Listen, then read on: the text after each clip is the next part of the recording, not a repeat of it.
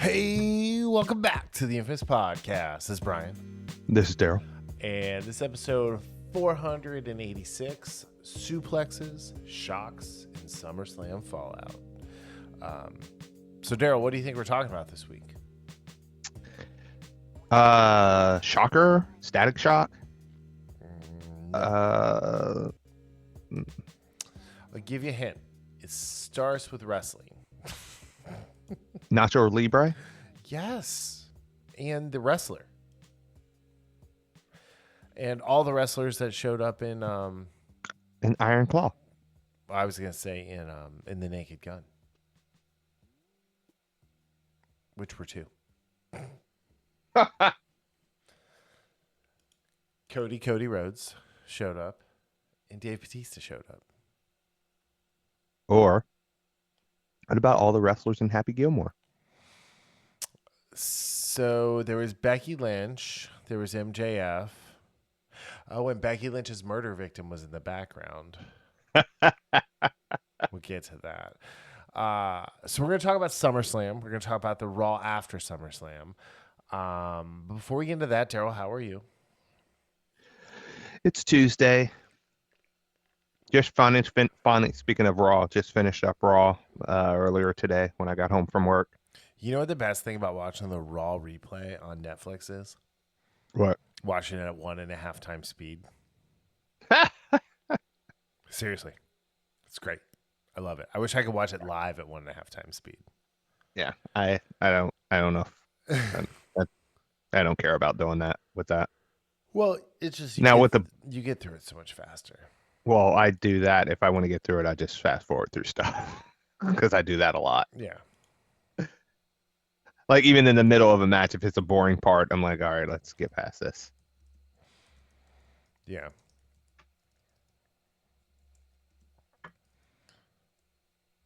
I mean, like the boring parts though are like anytime Rusev is on the screen, anytime Aleister Black is on the screen, anytime Karrion Kross is on the screen.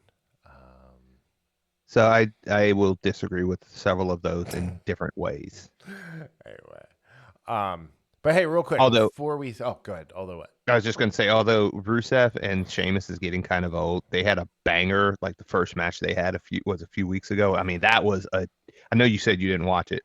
It was a damn good match, but now we're just rinsing and repeating. Yeah, so. And it's just diminishing returns. I mean, but that's like the story of Rusev. Like without Aiden English and Lana, he's not interesting. Well, it's also WWE doing the same. Like when Andrade and Carmelo Hayes had a best of 7. Like, right. What are you doing? What is no? Come on. Yeah, but anyway, I don't know what they did. I don't know why they did it, but I don't like it. Anyway, so I went and saw The Naked Gun on Sunday. I know you didn't, and I had asked if you were going to go see it, and you were like, "No, I have no interest in seeing it." Well, and I'll say this: comedy is back, baby. Dude, what? Don't be like one of those Marvel people. Please don't be like that. I will say this: I thoroughly enjoyed it. I gave it a 6. I think a 6.89 out of 10. 6 foot, 7 foot. Yeah, 6 foot, 7 foot, 8 foot 9. You know. But hey, why was 6 afraid of 7? We're not doing that, please. Because 7, 8, 9. Anyway, God, I heard another dad joke earlier today, and I forget now. Anyway, but no, I actually really enjoyed it. It was funny. It was very much had the spirit of Police Squad, the show, and the Naked Gun movies. Liam Neeson was literally perfect as Frank Drebin Jr. Paul Walter Hauser had an actual couple Stingray moments in the movie. I was about to say, you mean Stingray? Which was really funny. If you're a Cobra Kai fan, you know what I'm talking about. Like, he's fighting kids. He's giving them beer. It was like, you know. I mean, woke is definitely dead with this movie. Like, good. You know, it drags a little bit. Pamela Anderson was really good for her character and everything. She was pretty perfect. And then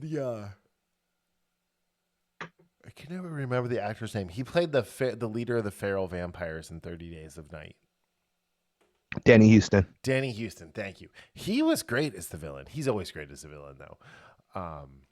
And he's funny. He's got really good timing as well. But yeah, it's, do you need to rush out and see it in the theater? Probably not. Should you? Yes, just so they keep making stuff like this for the theater. But yeah, it's well worth watching. It's a lot of fun.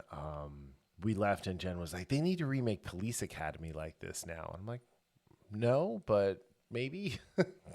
But no. Love Police Academy. So yeah, like the problem is you can't like I don't think Steve Guttenberg is like the same guy anymore. So I don't. No, like it again. No, I'm saying I don't think Steve Guttenberg we could get like if we wanted to have that carryover, like anyway. Like what I was saying is just that the fact that this movie, and again, it's not just you saying this, because I've seen quite a few people that are hard on movies, rightfully so, recently, over the last several years, how bad movies in general have been, saying that this was a solid to funny movie. Oh yeah. So now, granted, like you said, it's not one I doubt I'm going to see it in theaters. And again, that's just me. I rarely go see comedies in theaters. I mean, yes, I went to see the Fast and Furious movies, but like rarely do I see that, like, see the comedies. So I'll wait till it comes on streaming. But yeah, after what I've read and after what you said, I won't say I'm excited to see it, but I put it this way: I'm looking forward to it far more than my angry old man. No, I'm not going to go see it. Right. From last week. So yeah. So I get it. You were just kind of like, I don't know. And like to be fair, like we have been burned more often than not. Yeah. And then yeah, so I don't know. I enjoyed it, but there's so much other like fun stuff going on, and good movies out, and I don't know. It's been getting weird. their heads stomped in. I mean, God, which we can't wait to talk about that. Pure cinema. Like even Dexter is really good. Like coming back. It's got Kristen Ritter. Who is really good as well. Oh, okay. I didn't know I don't think I knew she was in this. She's in it. So yeah. It's all fun and good. So anyway. All right.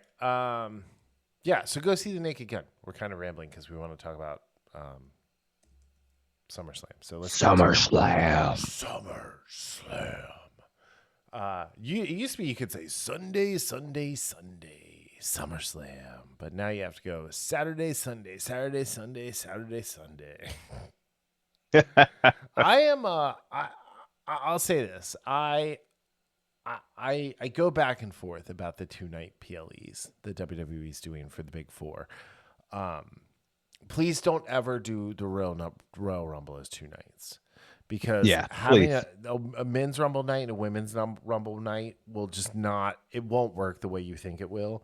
And there's no reason to have matches before, like a whole bunch of matches before the Rumbles.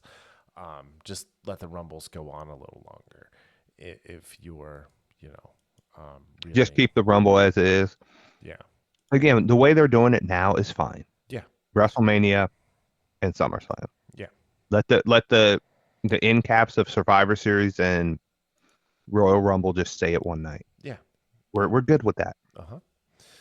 But what are the odds that they will remain like that?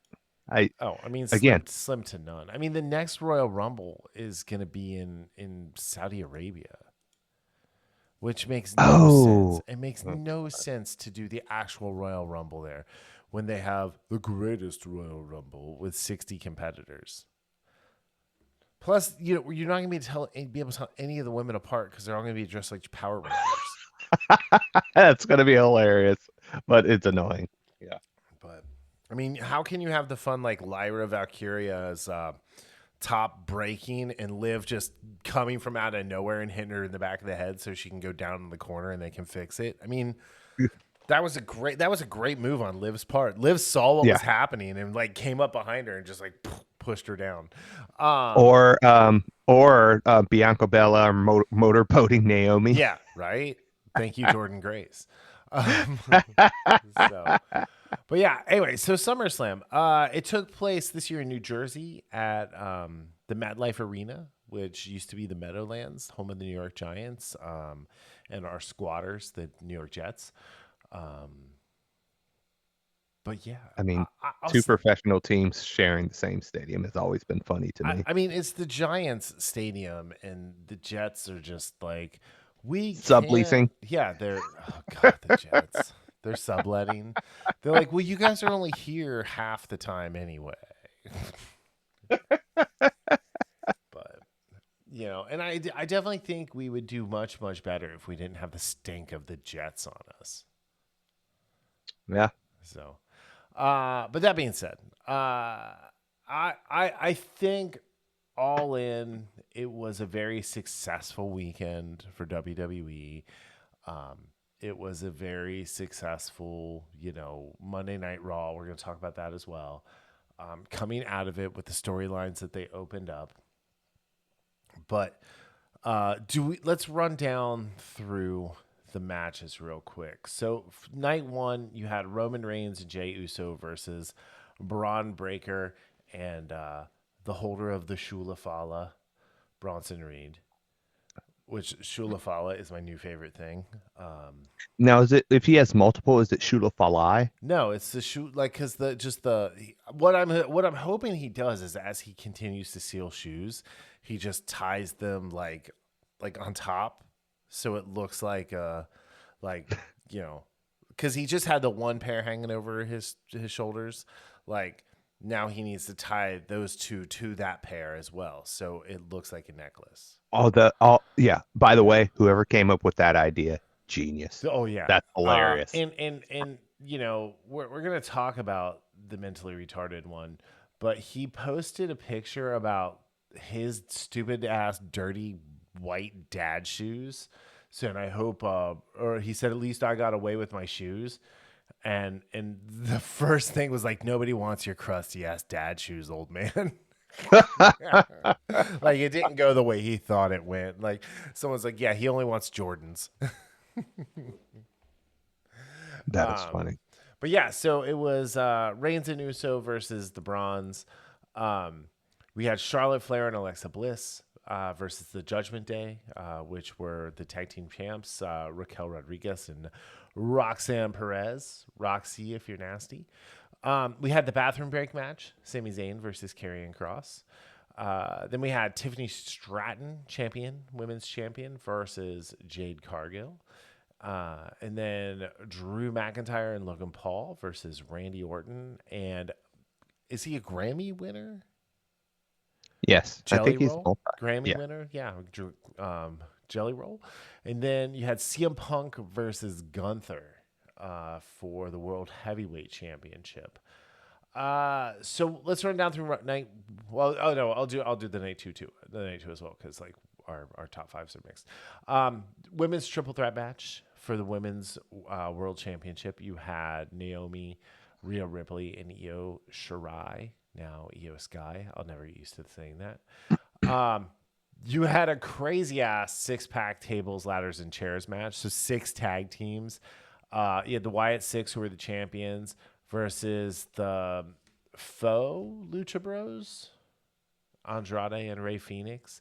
You had DIY in there, Fraxium, Motor City Machine Guns, and the Street Profits. Then you had Becky Lynch versus Lyra Valkyria in a no disqualification, no countout, last chance match for the WWE Women's Intercontinental Championship, which means if Becky wins, Lyra can't challenge for it again while Becky is the champ. You had the night 2 bathroom break match, Solo Sikoa versus Jacob Fatu in a steel cage for the United States Championship. Then you had Dirty Dominic Mysterio versus AJ Styles for the men's Intercontinental Championship. And then finally you had the American Nightmare, Cody Rhodes, versus John Cena for the undisputed WWE Championship. Yep. So that's a lot. So let's go through our top 5 matches, our top 3 moments. Why don't you go ahead and kick it off? All right. Again, for this, these are not in any particular order. So my top 5 matches, where in the heck is that? There we go. Is first the women's triple threat match between Naomi, Io Sky, and Rhea Ripley. I'm a fan of triple threat matches, but this was another just a really good one. On the women's side, there's a lot of back and forth. Naomi's entrance was awesome because her dad. Yeah, so that was badass, and she played the heel so well.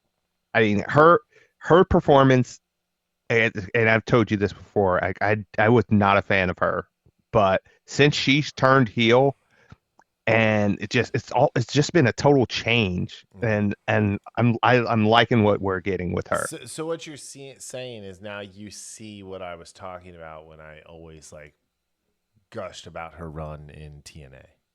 Well, I still am. It's still not super. It's more about her persona and less her ring performance for me. Her ring performance is definitely better, no doubt, from what we got. The first few times she was in, or first few months, or whenever when she was a face. It's better to me. Oh, okay. But it's just her whole persona is as a heel is great.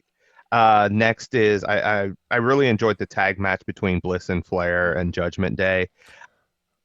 I missed a lot between those two because I didn't catch them on SmackDown replays or the clips. So watching I really appreciate how they do the packages before the match. So that actually caught me up on it and it got me interested. And it's such a unique partnership that the fact that in one instant Charlotte Flair went from people are like boo to cheering because of this partnership. It's great. You deserve it at one point too. Yeah. Which yeah, she's never had that cheer for her ever. Yeah. So I did like that match. Number 3, the TLC match was just pure chaos, and you know what chaos is, right? It's a NASCAR race with human bodies. So some great moments. The quad table break. Oh, yeah. The bump that Candice LeRae took. Oh my goodness. Yeah. That was just chaos. They let Candice come out and cook. Yeah. So the Spanish Fly with Dawkins and what's his name from Axiom. Axiom. Yeah. Ridiculous. So that was another one. CM Punk and Gunther. I thought that was a good one. I thought it started off slow and annoying, and then watching Gunther chop Phil over and over and the over chops and to his over back might have been the worst and ones. over. I loved it. Yeah, his lungs are probably bruised today, but that one, and then finally, Cody Runnels versus John Cena. I think this was Cena's best match since he's been back. I agree 100%. There were some great moments from both guys, and I'm one that usually gets annoyed, and I did a little bit during this match as the kicking out finishers, but I will say I could understand it for this match because of what it was, who John Cena was after the kind of bizarre turn on Friday, even though the speech was, or the promo was great. Right. It was just out of the blue. Yeah. But you know what? It worked.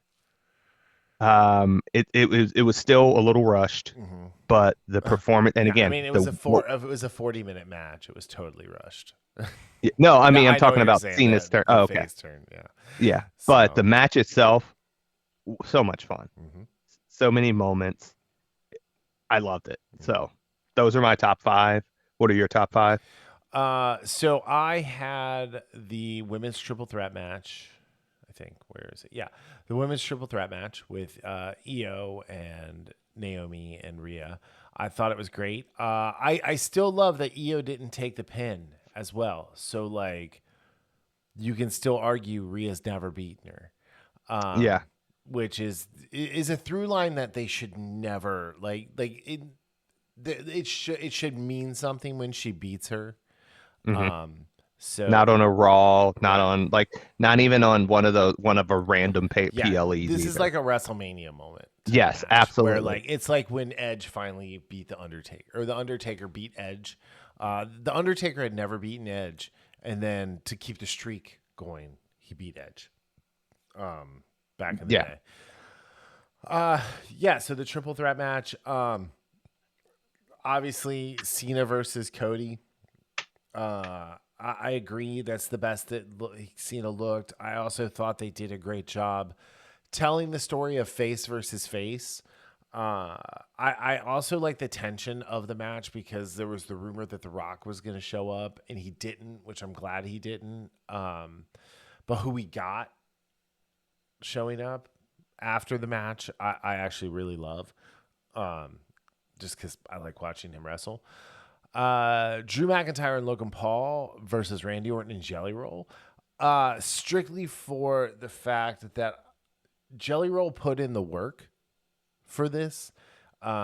He lost 100 pounds. He at SummerSlam last year, he asked Triple H, "Hey, can I wrestle in a match?" And he's like, "Well, you put in the work and I'll make it happen." And he wanted to wrestle at WrestleMania. He hadn't lost enough weight. And so he said, "How about SummerSlam?" And Triple H is just like, "Yeah, you get to your goal and we'll get you in there."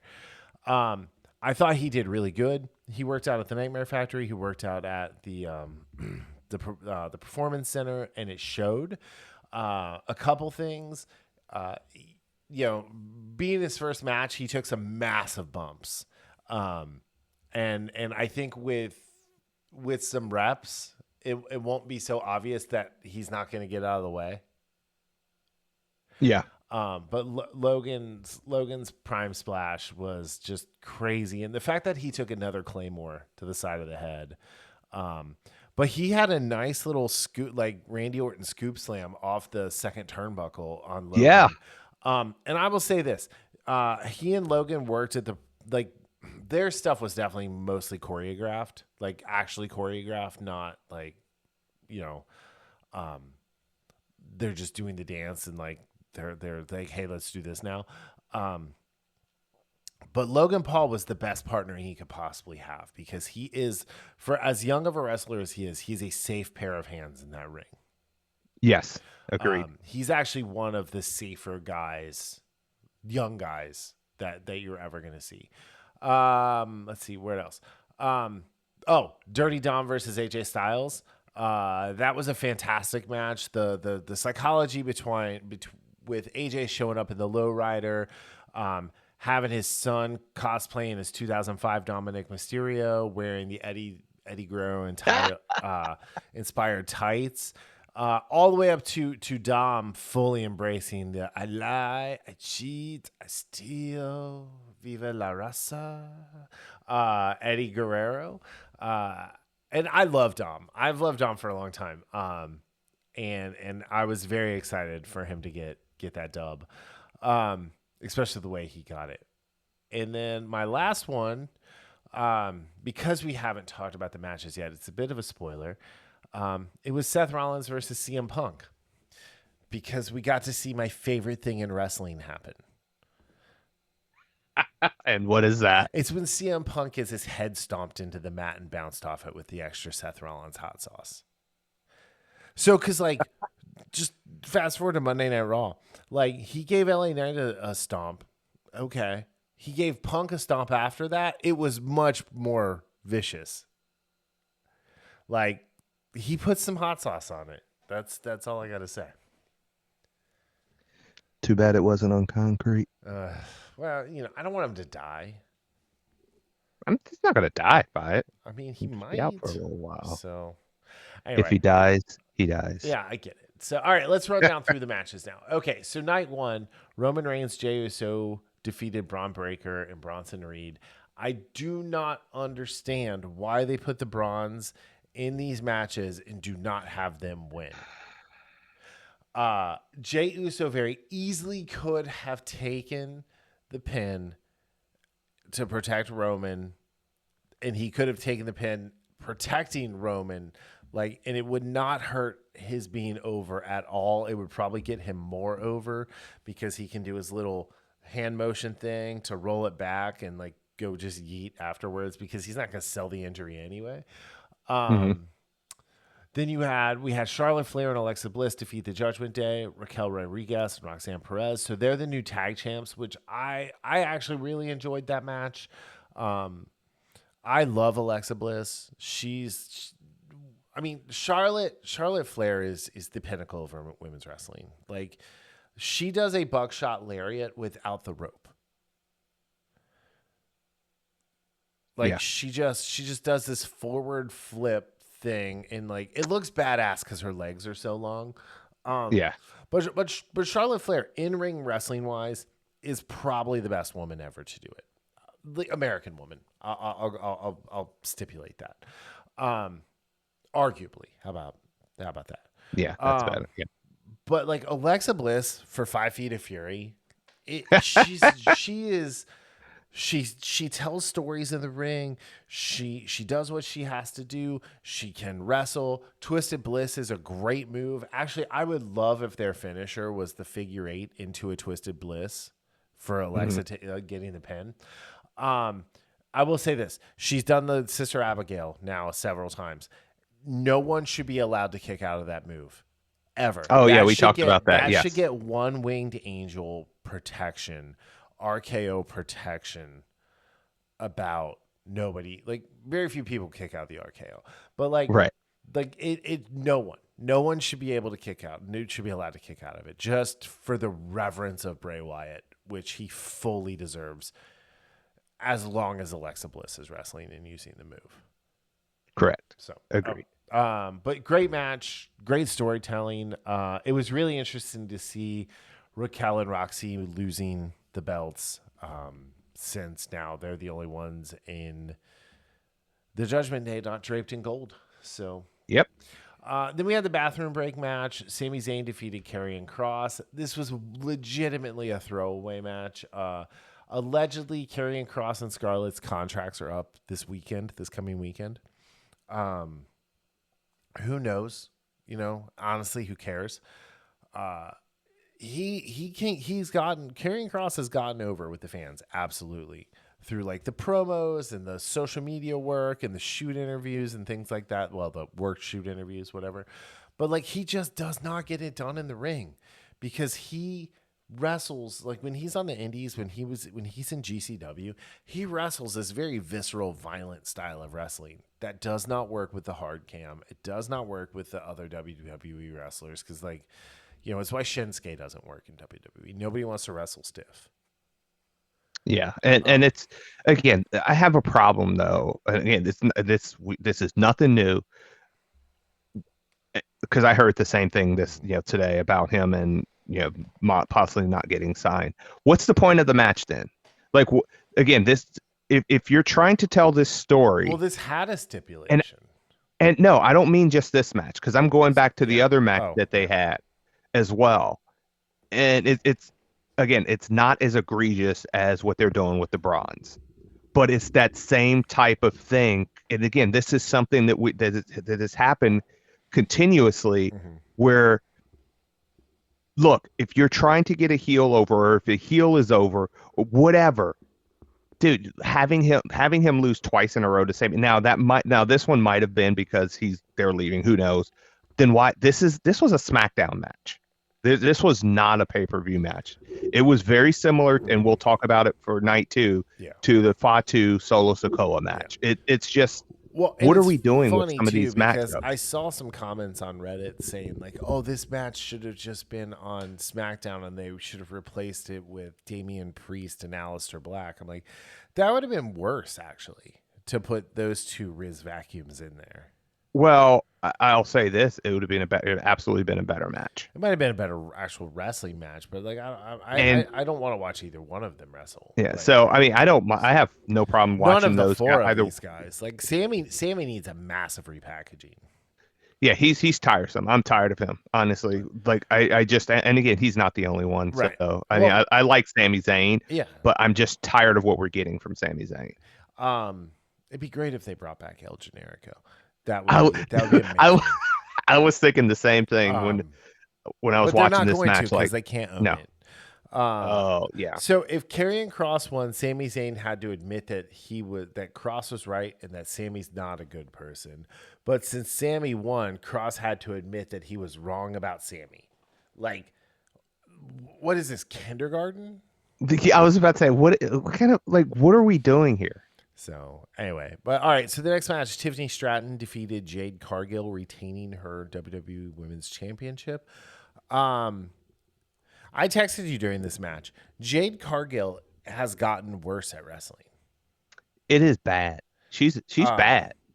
Like it's you could almost argue it's Nia Jax level, like dangerous with some of the stuff And that she does. yeah, And absolutely. it's Absolutely. not because she's malicious; she's careless. Like what I Yeah, said about Logan. Logan's safe hands. Like Logan looks at what's going on around him. Logan, you know, is a great dance partner. Tiffany Stratton considering she's only been doing this for 4 total years. which I did not realize that. Like that's crazy. She's a D1 Team USA gymnast. You Yeah. know, she's awesome. She is so great in the ring. She connects with the crowd. I saw somebody talking about like, oh, they need to turn her back into a heel. It's like, actually, no. Like No, she I saw works that too. really Yeah. well like this. And because like she's jacked, but she's kind of short. Like she's not like 5 feet of fury short, but like Mhm. you know, there was definitely a size disparity between her and Jade. But Tiffany can just flat out go, which is the point. And the prettiest moonsault ever is Yeah. it's the prettiest moonsault ever. Yeah. It's pain. It's honestly painful to watch Jade wrestle. I think it was the right move. I don't know. Like Jade won Queen of the Ring, so I don't know if the plan was for her to come in and win. But I'm glad I'm glad she didn't. Jade needs to get some more work. I think Well, maybe Jade should be like if you want to put Jade chasing a belt, just do it doing AEW it in deal there. with her. Have her go after the US title. Well, I'd read, and again, I'd agree with this. She should have gone to NXT first because she should have been wrestling a lot. Yeah. Because what we're getting right now, Well, and again, she had her potential. this is why Just she's her- regressing because she's not getting the reps. Because if you remember the Yeah. first few years she was in AEW, you had Dark and Dark Elevation on YouTube. Mhm. So she was wrestling both of those shows plus Dynamite. Right. And then when she got the belt, like when she got the women's TBS title or Mhm. TNT title, I forget which one is which now. But the women's is the TNT, I think. No, the women's is the TBS title. Sorry. But like she just like was running through people, and yeah, most of them were squash matches, but like when they weren't, like she got better every time she got a longer match. When she got you know, when she started having to wrestle Chris Statlander, you know, when she had to wrestle Willow Nightingale, like things like that, she got better because of that. But in the Fed, she's just not getting she's not getting the reps because Yeah. they don't do house shows. And even if she was in NXT, I think she would have had to stay in NXT for at least a year. And for what they paid her, for the pedigree she had coming in, that'd have been really hard to justify. Well, I see where you're saying, but again, this is the problem when you focus on the money instead of the product. Because if you see a future for her, you will take that hit with Yeah. the money Oh yeah. to put her somewhere where she can get better, and her getting better is better for you. Yeah. What we're getting now with Jade is, I mean, if it with when she wrestles, honestly, if she wrestles on on a weekday, like I don't even want to watch it Right. because it's so it's just I don't like it. It's you can tell it just feels uncomfortable watching, and like you said, I don't know if she's to the Nia level of busting somebody's nose yet, No. but like you said, you could argue it is on that level of being unsafe, and just like you said, it's not malicious. It's just careless. Yeah. It So, you got to slow down. but You got to slow down. and I You don't. got to the timing, but Yeah. she needs to work. And But like you said, like yeah, I she's don't not know getting it. who's gonna who's gonna wrestle Tiffany now. Is it Lyra Valkyria is gonna because she can't go after have her? I mean that those might be some banger matches because they can both move and they're fast. Um, Bailey's tied up with Becky Lynch, and I don't think Bailey should be kind of in the main title picture right now anyway. Mhm. But yeah, who's it gonna be? Yeah, I don't know who. So I really don't know where they're going with this with so Tiffany. Maybe well. I don't know. And we'll get to that with another wrestler too. But all right, so the next match was the tag team match with Drew and Logan Paul, Randy Orton, and Jelly Roll. Um, the one of the best things leading up to this was Logan Paul was mad that Jelly Roll was wrestling because he's an outsider. Yeah, And people view Logan Paul as an outsider. I certainly don't. But there was a whole in the section behind the hard facing the hard cam, they gave everybody signs that says, "Hey Logan, you're still an outsider." And Logan's social media team snapped a picture of that and just replaced all of the "Hey, you're an outsider" with Prime logos. that was great. That was And I sent it to a bunch of people, and they're like, "Whoa, look at all those people!" It's like, no, this was Logan no, Paul's team who dude. did It's this. yeah. I thought this was a fun match, because Jelly Roll passed up tagging in Randy a couple times. And it's like, what are you doing, homie? You're gonna die. And I when Logan did the prime splash, I texted you. I was like, oh my god, Logan Paul just killed Jelly Roll. so again, anytime you have a celebrity or someone who's not used to wrestling in a match, I get nervous because it can be very bad. Not necessarily people getting hurt. Obviously, people can get hurt, but it's not that. It's just like the ring stuff. Right. And I was pleasantly surprised Well, with and this Jelly is Roll. kind of the fuck you, Travis Scott, because Oh, they were trying to get Travis Scott to wrestle, and he just couldn't do it. But I mean, he's a weenie. He's got little pipe cleaner arms. He walks around with that hardcore title like he's something. yeah. It's like, dude, you're a LARPer. Plus, you suck. Anyway. Yeah. All right, and then we had. Oh, sorry. Did you have something else you wanted to add? No, but yeah, like you said, it was a fun Yeah. match. Jelly Roll was the very pleasant surprise of what he did and what he took. I mean, hats off to you, man. Right. Jelly Roll, hats off to him. All right, and then we had the main event, the Chop Fest, CM Punk versus Gunther. CM Punk defeated Gunther to become the WWE World Heavyweight Champion. So this match was interesting. I know this was one of your top 5 matches. I think Phil's age is really starting to show. I did not care for the fact that Gunther got so much offense and then all it took was a little bit of blood for him to lose. That really bothered me. I will say this though before you say, yeah, part of the reason this is number one, not number one, but this is in my top 5 because I kind of packaged this up with what happens after the match as just one match. So that's why I know you put the Seth thing separately, but I kind of combined them. So that's why I have this match in there. And also I liked watching Phil get beat up. Yeah. Oh, even it's fun watching him get beat up. Don't get me wrong. Yeah. But yeah, so I don't know. I thought the match was relatively anticlimactic because most people knew that Seth Rollins was going to show up. like, or had conjectured. Let me rephrase that Seth was going to show up, just because the whole injury thing was just a little too much. Now, that being said, Seth Rollins sold the hell out of this. Like, he walked around for 3 weeks with crutches on in real life. Yeah. So Yeah, I don't think it was anticlimactic at all. I know I see what you're trying I to think say. it was just anticlimactic with Punk winning to like, No, you know, like even that, like again, I had a big problem with how they ended that, how that match finished. yeah. How, like you said, I mean, he's getting, what do they used to say? Getting beat from pillar to post. Yeah, he got mollywopped.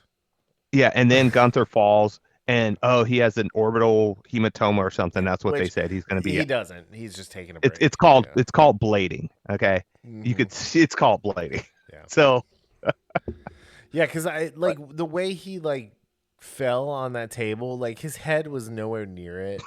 Like no. anyway, it was a huge botch. Yes. Yeah. But so anyway, so Punk wins. He celebrates. You get you know, the break the walls down. Well, I mean, burn it down. Chris Jericho. I mean, Seth Rollins moment. I mean, this was a very Chris Jericho thing. Okay. So Seth comes out and he's on the crutches and he's yelling, "You better hold on to that. You better protect it for as long as you can."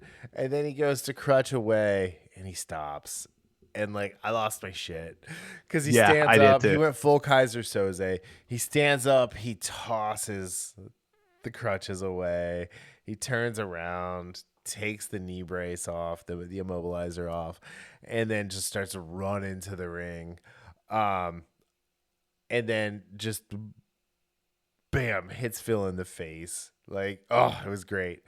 I will say, like, this is the second time he's cashed in Money in the Bank, and the first time he went on a Weasley heel run as the champ, where he like was getting out of everything, and he had Jamie Noble and oh shit, who was the other guy? Oh god, they're both producers now. Anyway, he had his like security detail, which I guess he's upgraded that with the bronze. But him running down and everything, and then he just stomped his head into the mat. Like, Yeah. I'm not wrong, am I, when I say it looks like he puts more on it for Punk? Yeah. So, so the match took 10 seconds. So here's the fun thing. CM Punk did this to Drew McIntyre at WrestleMania last year to help Damian Priest win with the Money in the Bank cash in. He was making fun of Drew because he wasn't even champ for 5 minutes. So Drew was champ for 4 minutes and 56 seconds. Punk was champ for 4 minutes and 10 seconds. Like, this is not like a coincidence. This is on purpose because, you know, Yeah. we still have another Punk Drew match left in that whole thing. But all I could hear in my head was, "I prayed for this." And the fact that after the post show he gets interviewed and he's talking about his match, and then he's like, I can't, I gotta bring this up. Karma's a bitch. It's a biatch. A biatch. Karma. Anyway, so I mean, night one was pretty good. Like, I enjoyed night one as a whole, and like, honestly, so like night one was good, and I was like, oh my god, night two is gonna be so bad because like they just can't put two good nights together. I was about to say, yeah, yeah. But Well, hey, man, yeah. So it kicked off with a bang. Rhea came out, EO came out, and let's just point out, EO's Guy's music is a banger. yeah, dum, dum, dum. Yeah. It's on my workout. I love her music. It's actually on my swimming podcast, on my swimming playlist too. That and Kingdom and Battle Cry. And then Naomi came out with her dad. Battle Cry. Yep. That was awesome. That was. I mean, so that cool. was like, I had no idea her dad was some famous guitarist. with Cool in the Gang. Yeah. I was like, wow. I bet your uncle knew him or knows him. I was about to say he probably did. You should ask him. Be like, hey, do you know Oh, Naomi's dad? uh, oh, I don't. I guess I didn't tell. He passed away a few months ago. Oh no. Yeah. Oh, I'm sorry. He was really nice at your dad's thing. Yeah. So, well, that sucks. I'm sorry. Well, now we'll never know. Yeah. But yeah, I did not because again, that's obviously my that Cool in the Gang was one of the ones that I always yeah. remember hearing. One of the I would say newer because they weren't 60s. Right. But yeah, that's stuff, little stuff like that. It's like that's really cool. And I did see a lot of like afterwards, they were like, oh, I knew she wasn't going to lose because her dad came out. I'm like, wrong. That's exactly when WWE makes you lose. Like, I was like, oh, it's like shit. Wrestling in your hometown. Yeah, I was like, oh my God, they're going to put the fucking belt on Rhea Ripley again. Ugh. Yeah. Well, I honestly, I did not think they would. And again, this was me being logical, but at the same time, they don't always do the logical. No. I was like, she just won it a couple weeks ago. Yeah. Are they going to really take it off her right now while she's like hitting her stride? Yes, they've done it before. I was about to say they've absolutely done this before. So this match was a great kickoff to night one. Like I would argue or night two.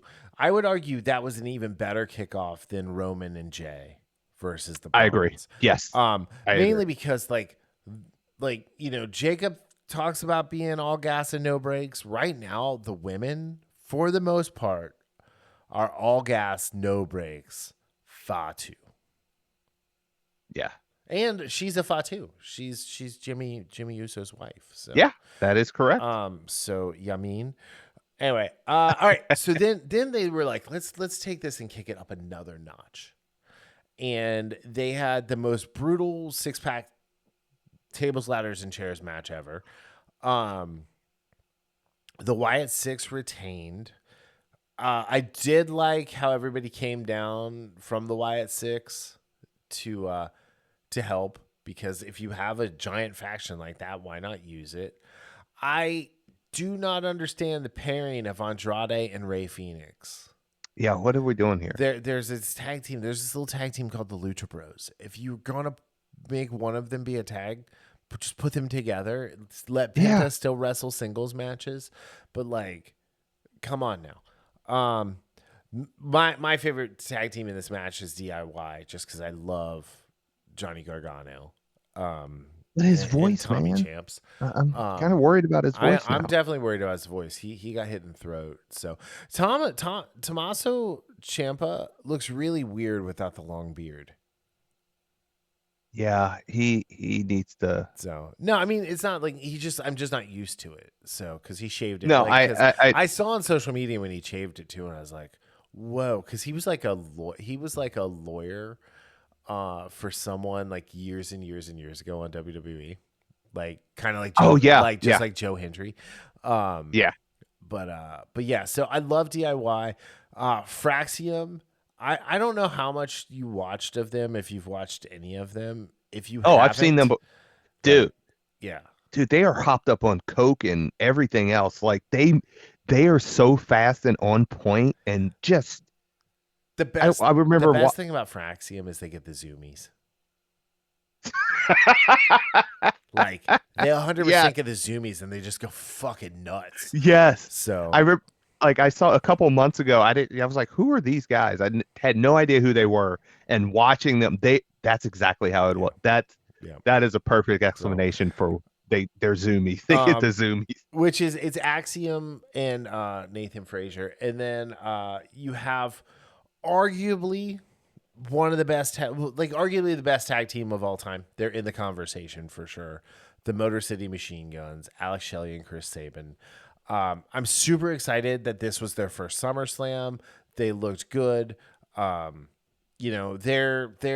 is their victory lap with WWE because they were TNA guys and Ring of Honor guys for so long.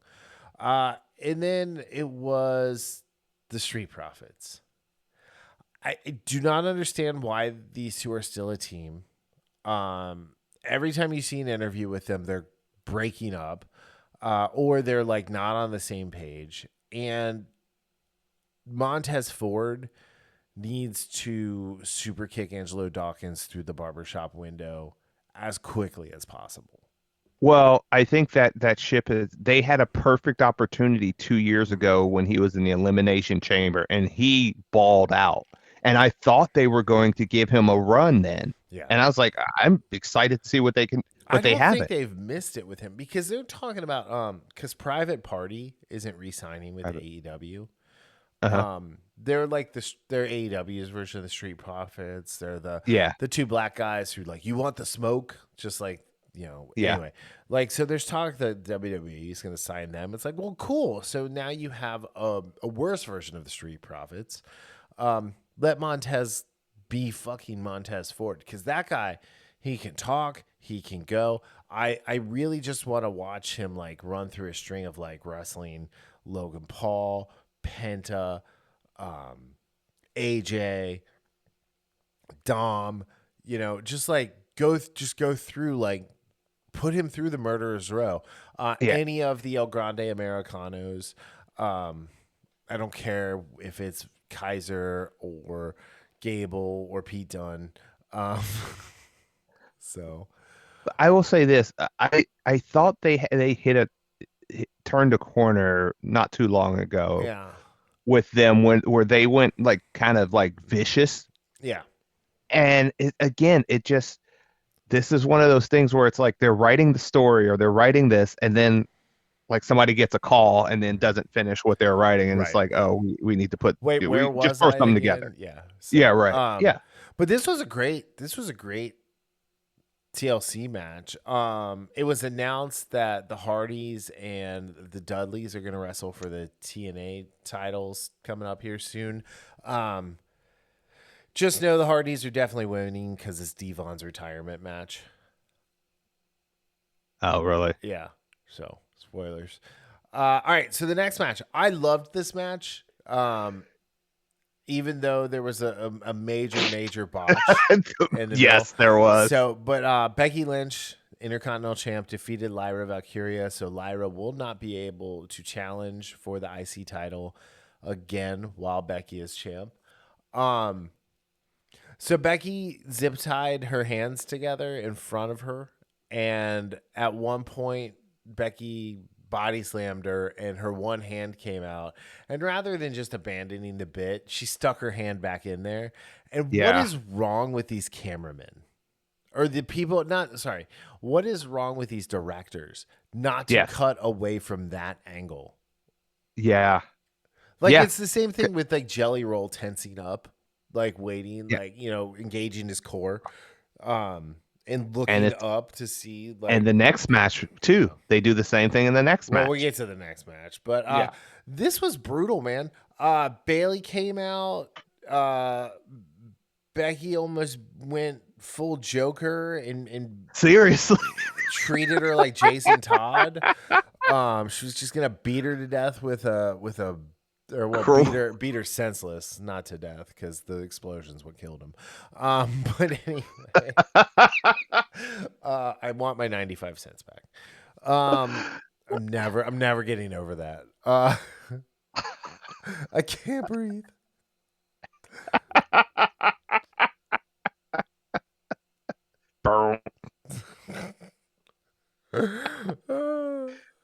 Anyway.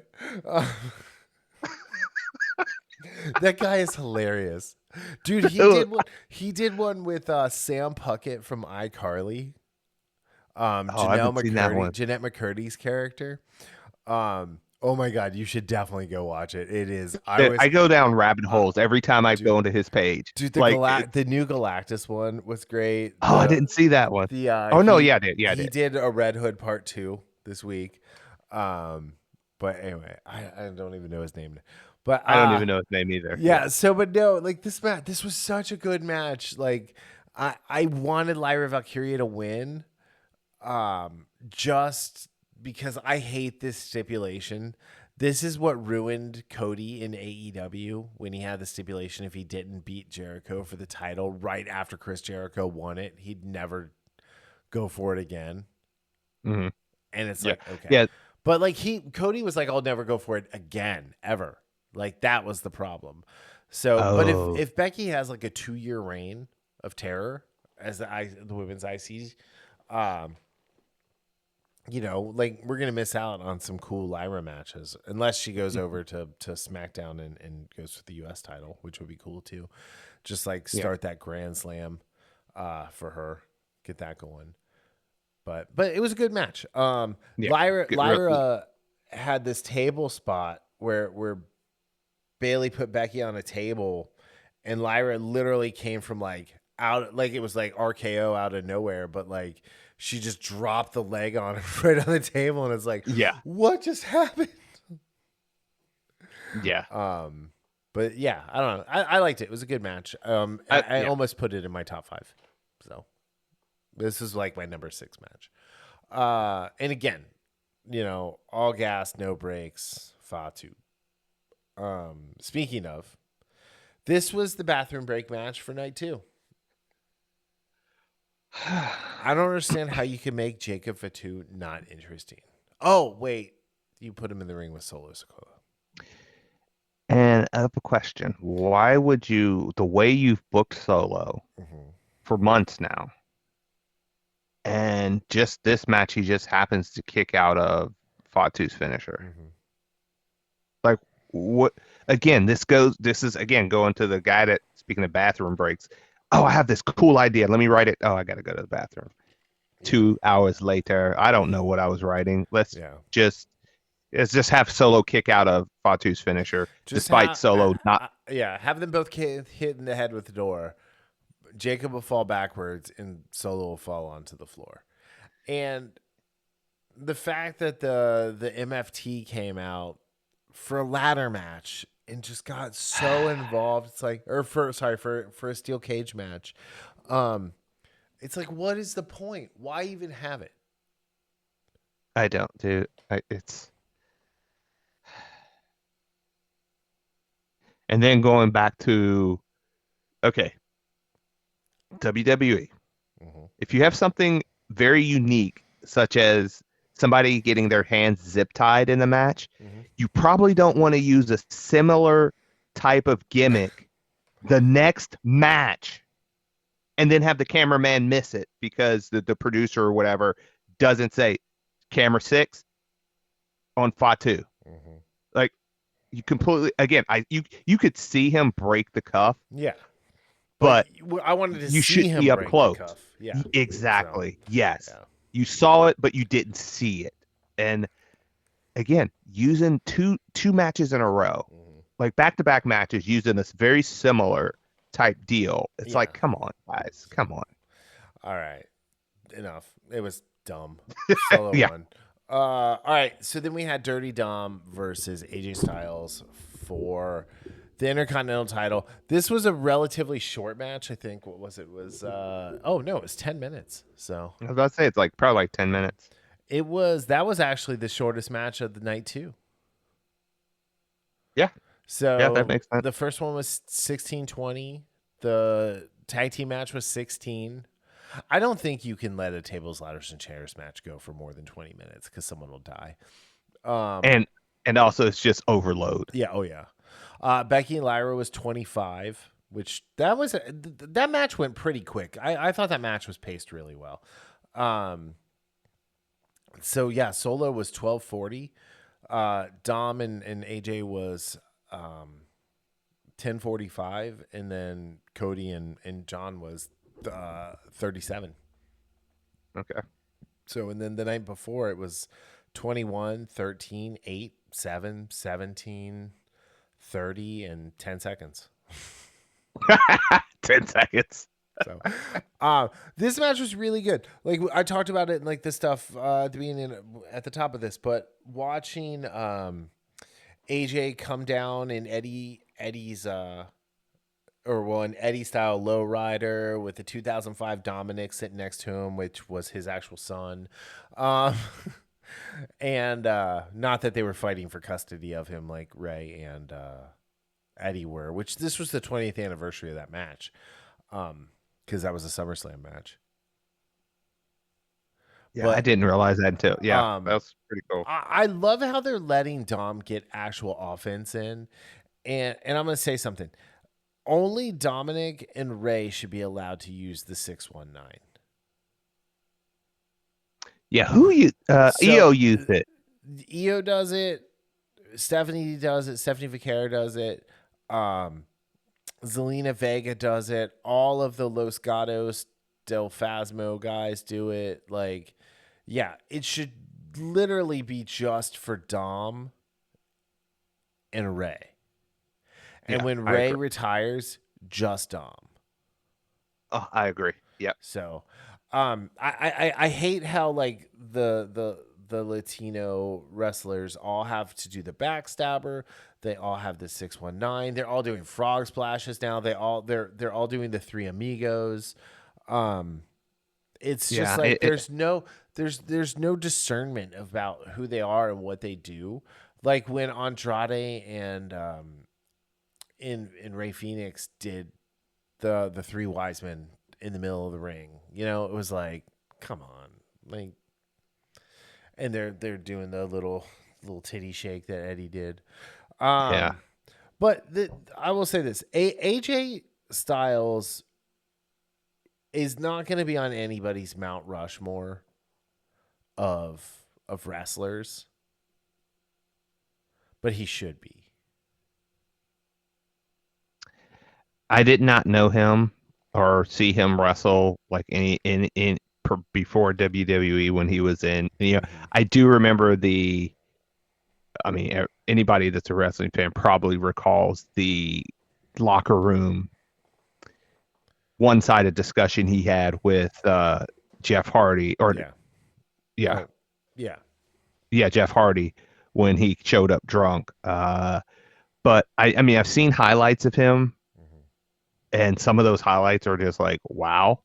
But I like what I see with AJ, but I couldn't say that just because I don't have enough experience with like what he was pre-WWE. Well, with TNA, like he revolutionized the X division. You know, what he did with New Japan and Bullet Club and Ring of Honor. Like he's like, you know, I do find it funny because I've been seeing a lot of like, who's your Mount Rushmore? And, you know, Steve Austin is on a lot of people's, The Undertaker, Cena, obviously. People have The Rock. People forget The Rock did not have a very long wrestling career. And honestly, like Stone Cold. Neither did Austin. Yeah, Stone Cold Steve Austin. Like Steve Austin had a long wrestling career, but as Stone Cold, it wasn't very long. No, because of his injury, yeah. I don't know if I'd put Stunning Steve Austin on any it's list. Not no. Even though I remember him when I was watching wrestling back then, but I mean, it wasn't he didn't move the needle then. No. And you're right about The Rock. Yes, he's had a lot of guest appearances over the years, but his main primary wrestling career was not as long. It's not long at all. It was less than 8 years. I believe. I believe it was less than 8 years. Anyway, but this match, AJ Styles is a great opponent for anybody, especially for Dominic Mysterio, who they're turning into a viable threat in the ring, which I appreciate, and I do as well. But like the way Dominic uses ring like he's got that Bill Lambier effect with the ring psychology that he does, where you just want to get angry and punch him, and when you do, you make mistakes. And the way this match ended with him unzipping his boot and then letting himself get in the calf crusher so he could just slip out, and then he yeeted AJ in the head with the boot, that was awesome. It was such an inventive ending to a match from two very, very different pedigreed guys. Yeah. And it's why it was one of my favorite matches, because of just the difference in wrestling style with these two. And one is at the end of his career and the other is just getting started. Right.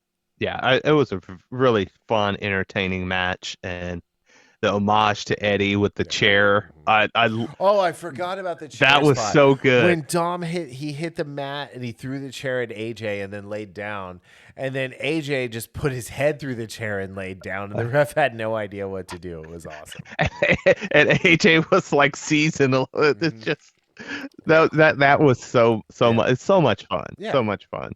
All right, let's move on to the main event. No Cody Cody Lander. Rhodes defeats no Cody Lander. But Homelander's a bad guy. Like he called that out in the little post stuff, post event little whatever interview. Oh, you did? I did Yeah. see that. Oh yeah, because the crowd started chanting Homelander, Homelander. He goes, "Come on, guys, he's a bad guy. He's not a good guy." So, do Cody and Jay have to stop going to those things allegedly drunk? Oh, did they do it again? I mean, it was separate nights, but Jay was definitely Anyway, but so Cody defeats John Cena in a street fight for the undisputed WWE Championship. This was John Cena of old. I loved just every second of this John Cena experience. Sunday night was great. He came out. It was the black background. It was the block white letters, and then he came out and the everything hit, like the graphics. Yeah. He was happy. He was doing the John Cena thing. He ran slid to the in the ring. Yeah, it was great. He wore the belt the right way.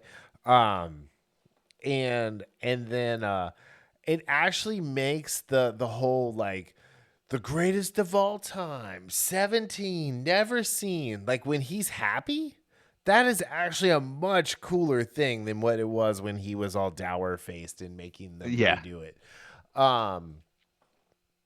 But yeah, and there's that, and then do Cody with the Cody Vader and the mask, and I don't know why they're not selling that. I'm wondering if I can find a 3D print model of the mask, because I have a lot of white PLA. But,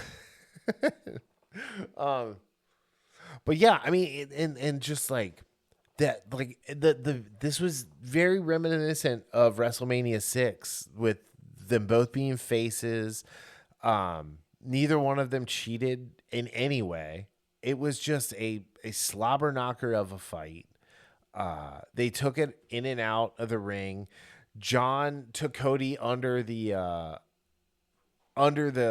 stage, and then came up on the Cody Vader with Cody in a fireman's carry, Dude. just dead weight. And I loved how I think it was Wade. He's like, oh, I don't know if he'll be able to get him to the ring. It's like, dude, it's John fucking Cena. He's Super Cena. He's literally got superhuman strength.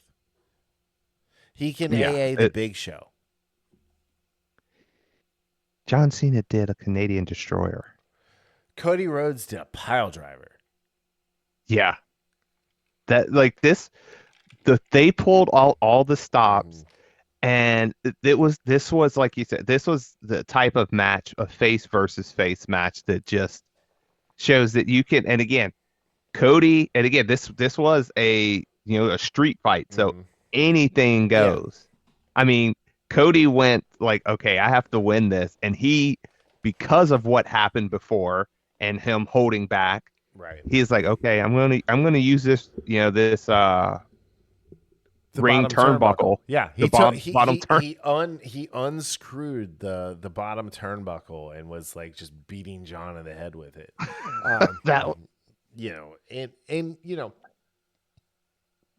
It was such a well-paced match. It did not feel like it was almost 40 minutes long. I did not realize that. Yeah, it didn't feel like that at all to me. Yeah, and then so Cody gets the win.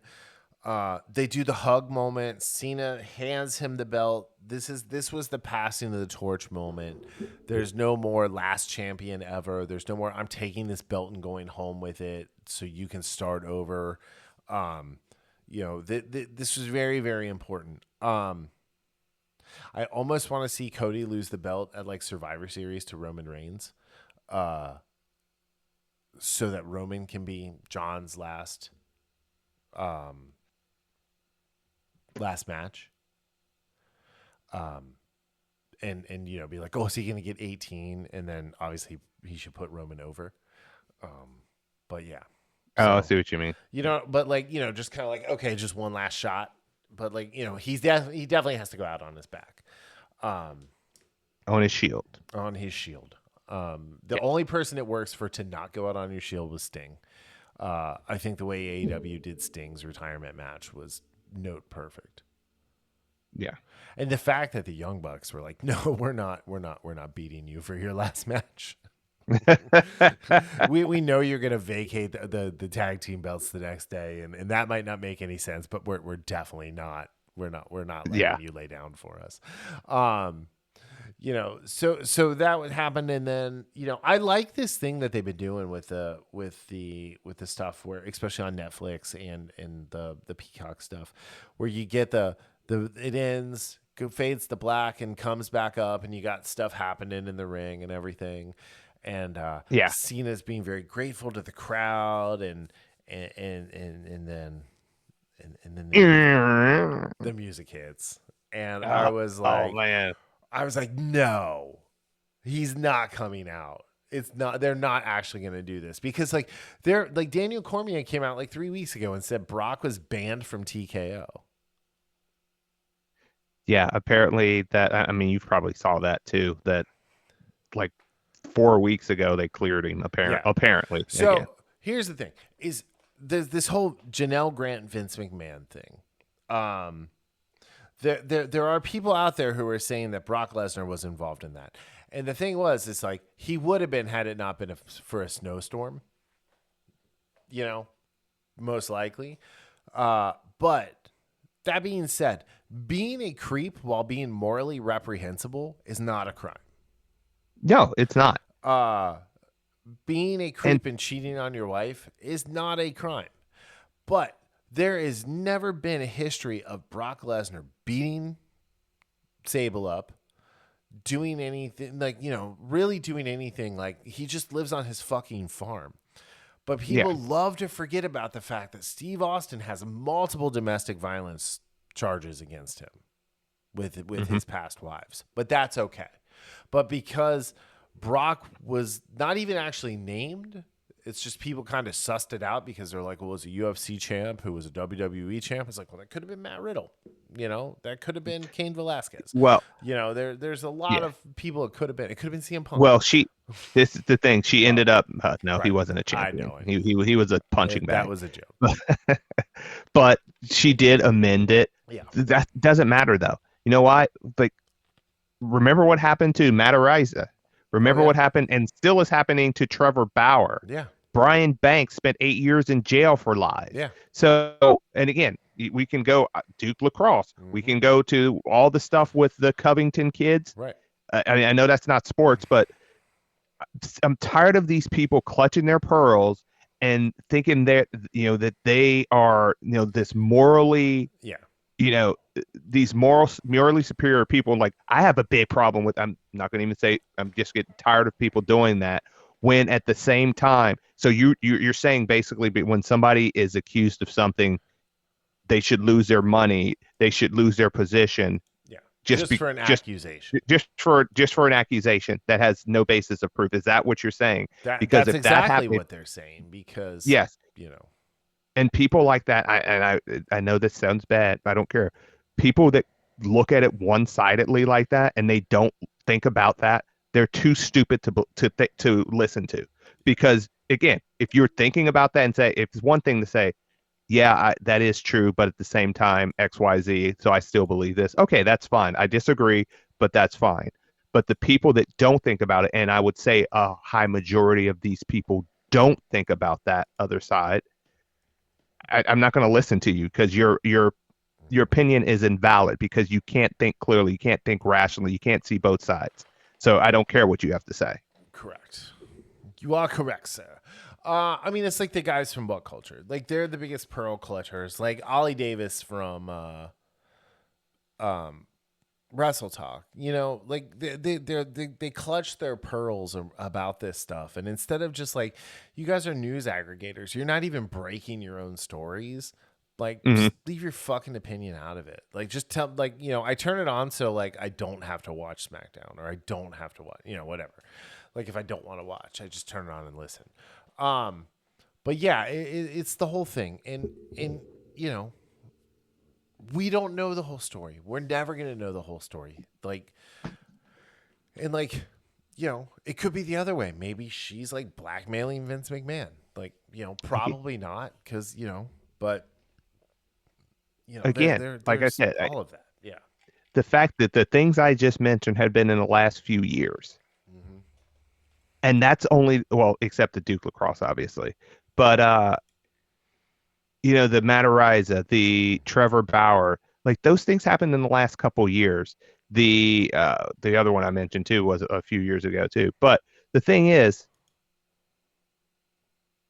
women lie. Mm-hmm. People lie. Mm-hmm. Women are people. People lie about horrendous things. Yeah. So the fact that you're just basically saying, without saying, that I believe this Uh-huh. for reasons, again, use your brain, people. The fact of the matter is, he did, like you said, being a creep, Mm-hmm. being an adulterer Mm-hmm. is Allegedly. totally It's all allegedly, yeah. again, like I'm not even talking about him. I'm talking about in general. Like if you can be an adulterer, you can be a creep, male or female, it doesn't matter. That does not equate to you being, you know, this person that is, Mm-hmm.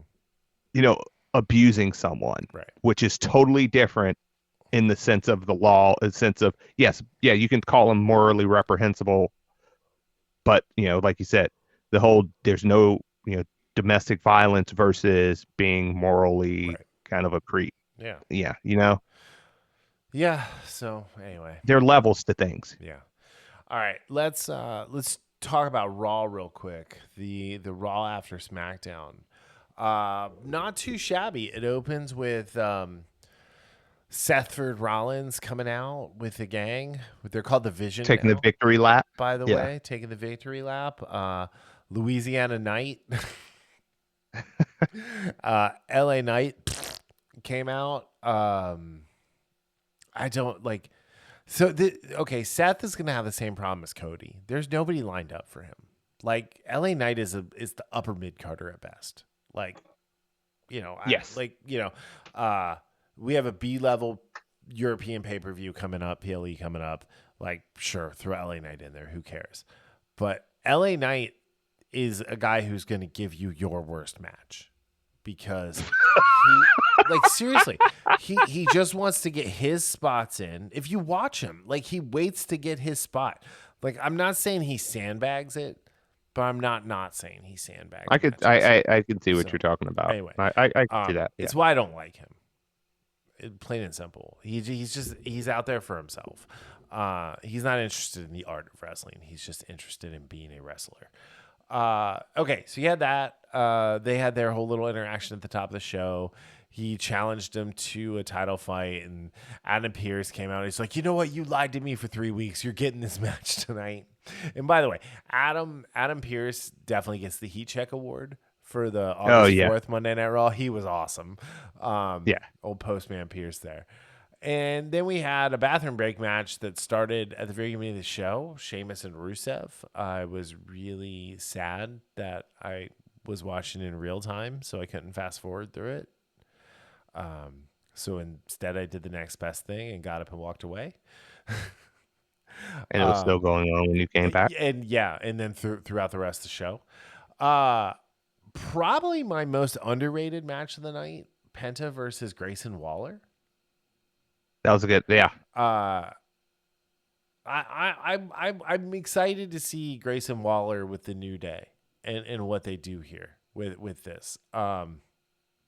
Because Austin Theory is hopefully gone for like a couple months and then comes back as like something much more deserving of his talent level.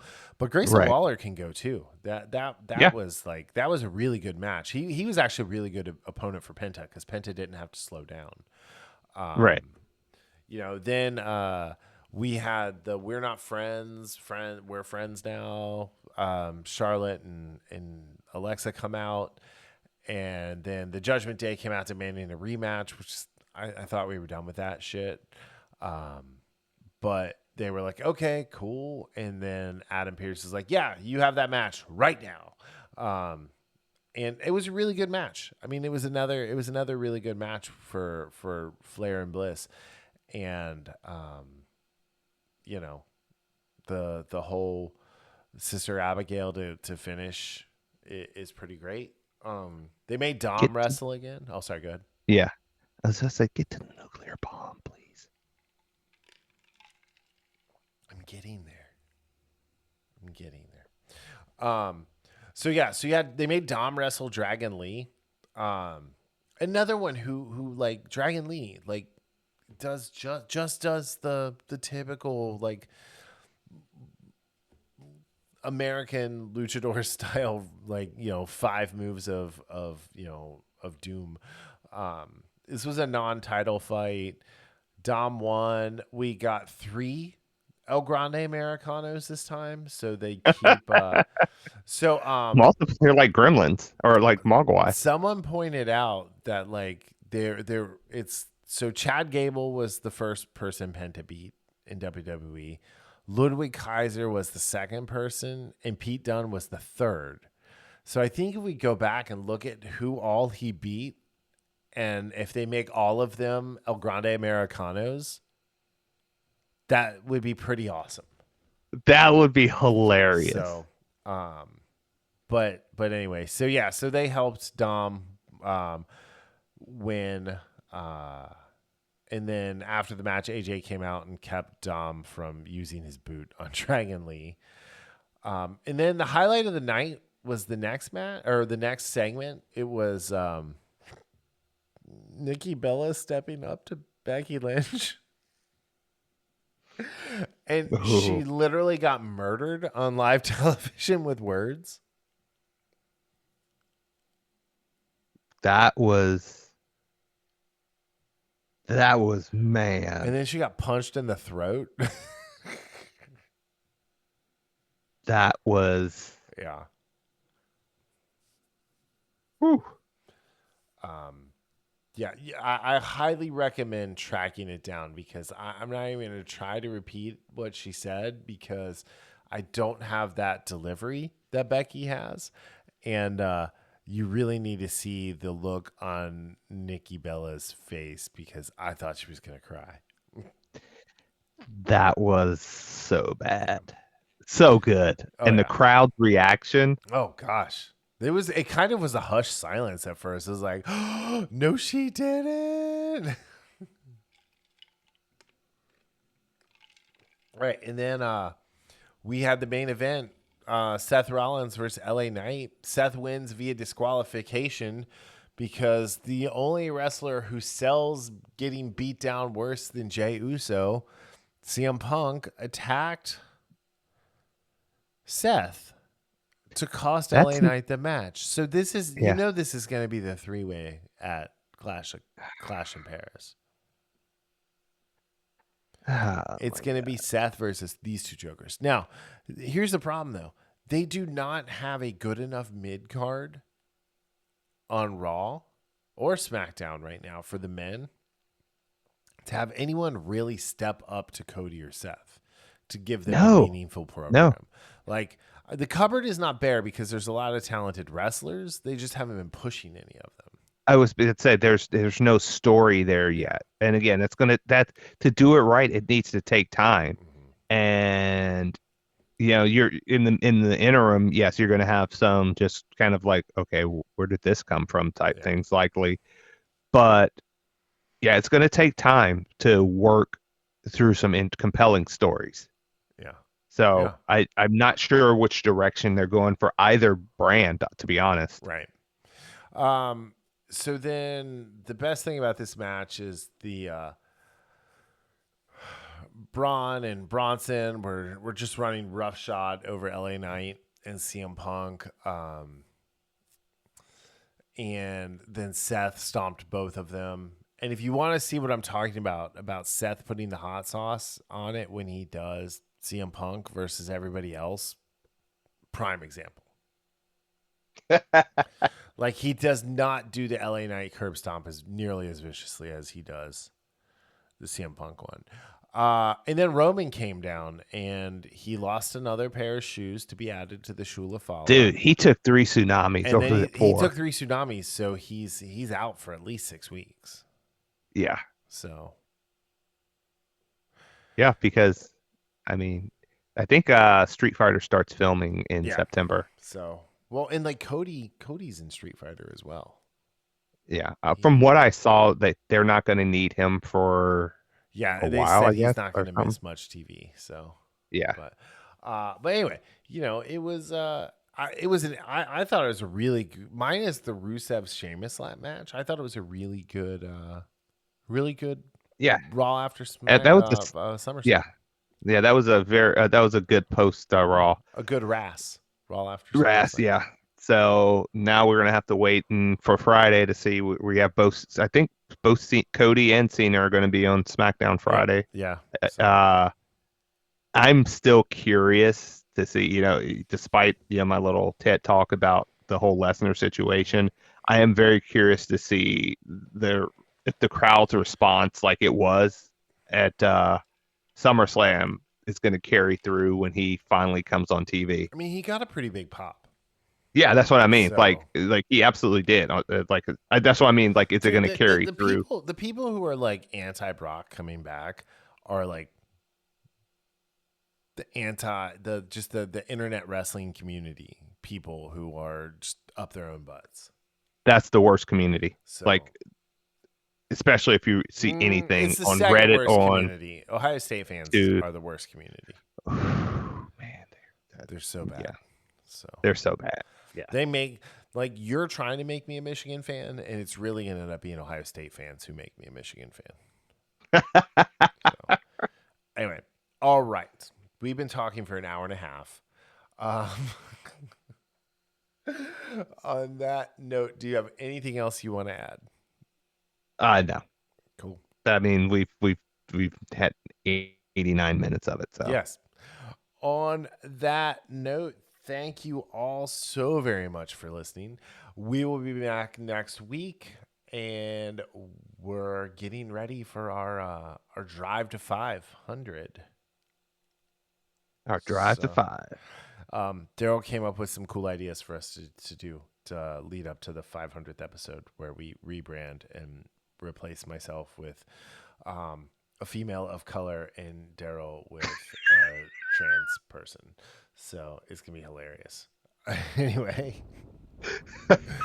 on that note, we'll see y'all later. Bye. See ya.